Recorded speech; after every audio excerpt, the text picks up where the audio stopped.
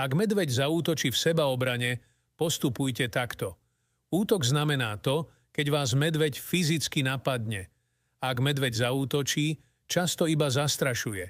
Zastaví alebo zmení smer predtým, ako dôjde k priamému kontaktu. Ak sa dostanete do priamého styku a ide o obranný útok, ľahnite si na zem a hrajte mŕtvého. Ľahnite si na brucho, nohy voľne od seba. Prsty rúk spojte za hlavou. Táto pozícia vám bude chrániť tvár a krk. Medvede sa pri obrannom útoku často sústredia na tvár človeka, ak nie je chránená. Ak máte na chrbte ruksak, môže vám poskytnúť istú ochranu pre chrbát a krk. Ak vás medveď prevráti, znova sa kotúľajte tak, aby ste mali brucho o ostatné životné orgány chránené pri zemi. Keď medveď vycíti, že už nie ste nebezpečným, zvyčajne odíde. Keď sa útok skončí, ostaňte nehybne ležať a čakajte, kým medveď určite neodíde.